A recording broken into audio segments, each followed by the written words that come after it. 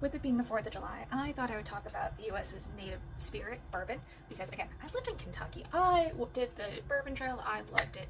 I have opinions, and I have some distilleries that don't get talked about enough, but I think they should be, and I just love them. I think they're really fun. And so number 5 is Casey Jones. This is in western Kentucky, so if you're in, say, Louisville or Lexington, that is in the western part of the state, so that is actually going to be in the central time zone, so just be aware of that. Casey Jones was actually a moonshiner, and this distillery was founded by his grandson. The bourbon there was pretty good, and also the fun thing with the Casey Jones part is Casey is not actually his first name. Casey refers to the fact that he would give the moonshine in cases, as well as his stills actually being like boxes.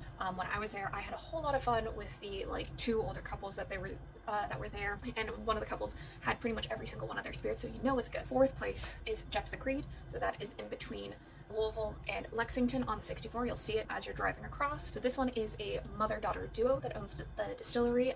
The mother is the master distiller, and all of the corn specifically is grown on the farm next to the distillery that is also owned by the family, as well as they've got a couple of different types of corn, which they use a red corn, white corn, and a blue corn, and the blue corn is actually a hybrid that was made by the owner's husband. This one's a really fun one. Number 3, and this one is if you are in Lexington, Town Branch / Lexington Brewing Company. I personally recommend it because I love Lexington Brewing's beer, but their bourbon is also really good, and they also have Irish whiskey because the original owner of Town Branch was Irish and later on developed a Irish whiskey distillery. Some of the things I would recommend to try there is their vanilla bean cream ale or their bourbon barrel. Other ones to try are the True Cask, and when you're on the tour you will try the Bluegrass Sundown. The last 2 distilleries are both in northern Kentucky, and in this they're both on the B line. And in the case of the second one is Neely Family Distillery. So this is actually my dad's favorite distillery, and they have some award-winning bourbons.